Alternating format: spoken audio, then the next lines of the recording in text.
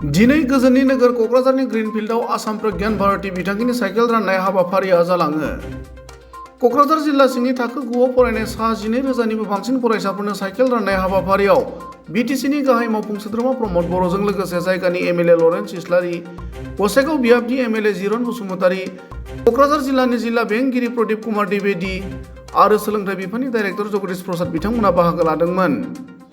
गुबुन फारसेथिं बे हाबाफारियाव बाहागो लानानै बिटिसिनि गाहाय मावफुं सोद्रोमा प्रमद बर'आ आसामनि गिबि मन्त्रि डक्टर हिमन्त बिश्व शर्मा आरो सोलोंथाइ मन्त्रि डक्टर रनज पेगुमोनखौ साइकेल राननाय हाबाफारिखौ लानायनि थाखाय साबायखर बावनानै गामि ओनसोलनि माखासे फरायसाफोरा साइकेल मोननानै सम बादियै फरायसालियाव सफैनायजों लोगोसे सम बादियै न'आव थांफिननो हानाय जागोन होनना बुङो। आरो लोगोसेनो गिबि मन्त्रि डक्टर हिमन्त बिश्व शर्मानि दैदेननाय आसामाव पलिटिकेल कालचार आरो एडमिनिस्ट्रेटिभ कालचार जागायदों। बेनि जोहै आसामनि साफ्रोमबो नोगोरारि अदेबानि फरायसाफोरनिफ्राय लानानै बैसोगोरा सुबुंफोरनि थाखायबो गोदान गोदान बिथांखि लानाय जादों होनना खौरांगिरिनि सिगाङाव ओरैबायदि बुङो। 12,000 ছাত্ৰ ছাত্ৰীক সাইকেল বিতৰণ কৰা কাৰ্যসূচী ৰূপায়ণ কৰা হৈছে আৰু এই কাৰ্যসূচীটো খুব সুন্দৰকৈ ৰূপায়ণ কৰাৰ কাৰণে আমাৰ ডিষ্ট্ৰিক্ট এডমিনিষ্ট্ৰেশ্যন আৰু শিক্ষা বিভাগক ধন্যবাদ জনাইছোঁ। আৰু মই বিশেষভাৱে অসমৰ মুখ্যমন্ত্ৰী ডক্টৰ হিমন্ত বিশ্ব শৰ্মা ডাঙৰীয়া, আমাৰ অসমৰ শিক্ষামন্ত্ৰী ডক্টৰ ৰনজ পেগু ডাঙৰীয়া দুইজনকে মই অশেষ ধন্যবাদ জনাইছোঁ। এই যে চাইকেল বিতৰণৰ যে এটা কাৰ্যসূচী ল'লে, এই কাৰ্যসূচীৰ দ্বাৰা আমাৰ বিশেষভাৱে গ্ৰাম্য অঞ্চলৰ কেতিয়াবা আৰবান অঞ্চলতো বহুতখিনি ছাত্ৰ ছাত্ৰী থাকে যিসকলৰ দৈনন্দিন স্কুলত যাবলৈ ব্যৱস্থা নাথাকে, কিছুমানে ভেনত পঠাবৰ কাৰণে পইচা নাথাকে, যথেষ্ট কষ্ট হয়। গতিকে এই চাইকেলটো পোৱাৰ পিছত আমাৰ ছাত্ৰ ছাত্ৰীয়ে ভালকৈ স্কুলত সময়মতে আহিব পাৰিব আৰু সময়মতে যাব পাৰিব। ইয়াৰ লগতে কিছুমান ঘৰত কাম কাজ থাকে, সেই কাম কাজবিলাকো এই চাইকেলৰ দ্বাৰা আমাৰ সেই পৰিয়ালবৰ্গই কৰি ল'ব পাৰিব। গতিকে মই এই এটা ডাঙৰ কামৰ কাৰণে ধন্যবাদ জনাইছোঁ।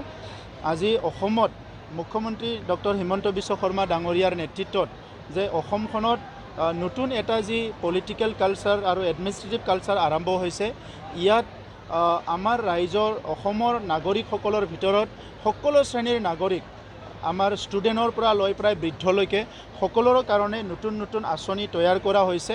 আৰু এই আঁচনিবিলাকৰ দ্বাৰা অসমত বসবাস কৰা বিভিন্ন শ্ৰেণীৰ লোক, বিভিন্ন বয়সৰ লোক সকলো যাতে ভালকৈ জীৱন যাপন কৰিব পাৰে, যিটো নেকি ইজ অফ লিভিং বুলি কয়, সহজে জীৱন যাপন কৰিব পাৰে, ইয়াৰ কাৰণে সকলো ব্যৱস্থা কৰা হৈছে।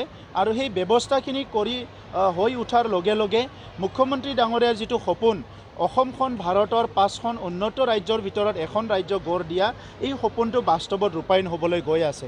আৰু আজি সকলো আনন্দিত হৈছে, ছাত্ৰ ছাত্ৰীসকলে আমাৰ চাইকেল পাই আনন্দিত হৈছে, দুখীয়া পৰিয়ালসকলে অৰুণোদয় পাই আনন্দিত হৈছে, আমাৰ মহিলাসকলে। ইয়াৰ লগতে যিটো মাইক্ৰ' ফাইনেন্সৰ ঋণ যিসকল আজি পৰিশোধ কৰি দিলে, ইয়াৰ কাৰণে দুখীয়া পৰিয়ালসকলে ভাল পাইছে। খেতিয়কসকলৰ কাৰণে আজি MSP আনিছে, মিনিমাম ছাপৰ্ট প্ৰাইচ, ইয়াৰ কাৰণে খেতিয়কসকলে ভাল পাইছে। যিসকলৰ ৰেচন কাৰ্ড নাছিলে সম্পূৰ্ণভাৱে ৰেচন কাৰ্ড দিয়াৰ ব্যৱস্থা কৰিছে, গতিকে সেই পৰিয়ালসকলেও ভাল পাইছে। গতিকে অসমত অকল ৰাস্তা বনাইছে, অভাৰব্ৰিজ বনাইছে, ইনফ্ৰাষ্ট্ৰাকচাৰ বনাইছে, সেইটোৱে নহয়, অসমৰ জনসাধাৰণৰ যিবিলাক দশকৰ পৰা দশক ধৰি যিবিলাক সমস্যা আছিলে, এই সমস্যাবিলাক স্থায়ীভাৱে সমাধান কৰি মুখ্যমন্ত্ৰী ডাঙৰীয়াই অসমৰ সমাজ জীৱনত যি এটা পৰিৱৰ্তন আনিবলৈ এটা নতুন এটা মিছন এটা আৰম্ভ কৰিছে, এইটো অতি শীঘ্ৰে বাস্তৱত ৰূপায়ণ হ'বলৈ গৈ আছে। সেইকাৰণে বেলেগৰ কথা নকম, প্ৰধানমন্ত্ৰী নৰেন্দ্ৰ মোদী ডাঙৰীয়াই যিটো 8 দিন আনে ৱালে হে বুলি কৈছিলে, এই 8 দিন অসমত আহি গ'ল, বিটিআৰ অঞ্চলতো আহি গ'ল, অসমৰ চুকে কোণে আহি গ'ল। আৰু এই 8 দিন যিটো ভাল দিন, ইয়াৰ যিটো পৰিৱেশ সেইটো সকলো অনুভৱ কৰিছে।